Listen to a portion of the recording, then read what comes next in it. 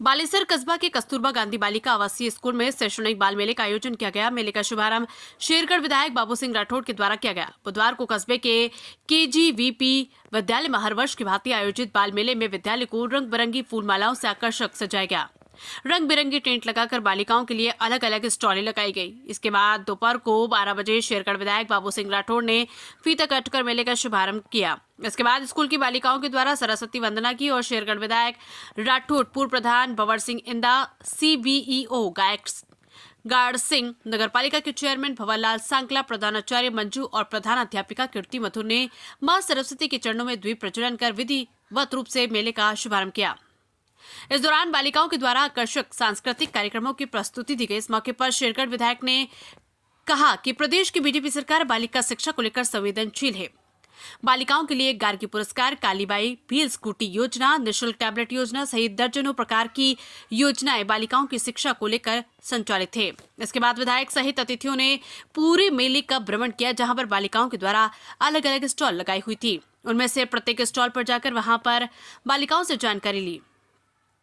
वहीं CBO guard Singh और प्रधानाचार्य मंजू ने उनको KGVP भवन में मूलभूत सुविधाओं की कमी को लेकर अवगत कराया। तो विधायक ने हाथों हाथ नगर पालिका के EO सुरेंद्र सिंह भाटी और जैन जगदीश सुथार को बुलाकर भवन की आवश्यक मरम्मत करवाने, CCTV कैमरा लगवाने, इन्वर्टर लगाने, खेल मैदान विकसित करने, गेट पर भूतपूर्व सैनिक को चौकीदार लगाने, नए हॉल निर्माण करने के निर्देश दिए। इस मौके पर भाजपा बालेसर संयोजक रूप सिंह इंदा, भाजपा मंडल अध्यक्ष बालाराम घमडोणी, जुगराज माली, छोटू राम सांकला, पूनाराम गहलोत, दिलीप कछावा, विजय सिंह परिहार, भाजपा युवा मोर्चा के हिम्मत सिंह इंदा, व्याख्याता राजेश शर्मा, जगदीश चंद माली, मनीता कुमारी मीणा, मूरी चौधरी सहित स्टाफ मौजूद था।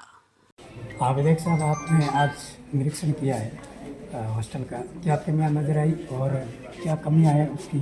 कस्तूरबा गांधी आवासीय बालिका विद्यालय और शारदा छात्रावास बालेसर, यहाँ पर आज किशोरी मेले का आयोजन था। किशोरी मेले के आयोजन पर आने का अवसर मिला और मैंने शारदा छात्रावास और कस्तूरबा गांधी आवासीय बालिका विद्यालय दोनों का निरीक्षण किया है। तो यहाँ जो भी कमियां हैं विधायक को से और नगर पालिका दोनों से मिलकर के और इसमें सुधार करेंगे और बच्चों को अच्छा वातावरण मिले और यहाँ छात्रावास में व्यवस्था ठीक हो जाए।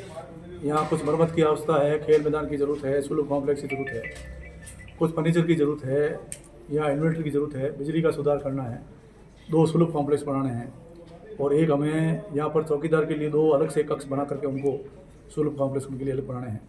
तो जो भी यहाँ कमियाँ हैं उनको आज हमने हमारे नगर पालिका के चेयरमैन भंवरलाल जी सांकला हैं, साथ में EO साहब सुरेंद्र सिंह जी भाटी हैं, जैन साहब हैं, उनको यहाँ एस्टिमेट बनाने के लिए कहा है और बहुत जल्दी 2 साल में इस वित्तीय वर्ष में और अगले वित्तीय वर्ष में इन दोनों छात्रावास शानदार व्यवस्था करेंगे, जिससे यहाँ की तस्वीर बदले और हमारे बच्चों की तकदीर बदले, उनका भविष्य सुधरे। सर, शेरगढ़ विधानसभा क्षेत्र में सबसे ज़्यादा राजस्व गांव बने आपके प्रयासों से 37 राजस्व गांव, तो अब उनके अंदर क्या क्या बुनियादी सुविधाएं वगैरह शुरू होगी? उन राजस्व मेरी शुरू से सोच ये रही है कि कभी ढाणियों का विकास नहीं होता, चाहे केंद्र सरकार हो चाहे राजस्थान सरकार हो, राजस्व गाँव को विकास की इकाई मान के विकास करती है। इसलिए हमारी दूरदर्शी सोच के तहत सबसे पहले जब 2003 में इस शेरगढ़ विधानसभा क्षेत्र की जनता ने हमें सेवा का अवसर दिया था विधायक बना के, उस समय हमने करीब 500 गाँव बनाए थे। और अभी भी आप देखेंगे कि हमारे देश के यशस्वी प्रधानमंत्री आदरणीय नरेंद्र मोदी जी ने जो अनुसूचित जाति के लोग हैं और पिछड़े लोग हैं उनके भविष्य को सुधारने के लिए एक धरती आभा योजना शुरू करी है। उस योजना में जहाँ जिस राजस्व गांव में 50% से ज़्यादा अनुसूचित जाति निवास करती है उस गांव का चयन हुआ है।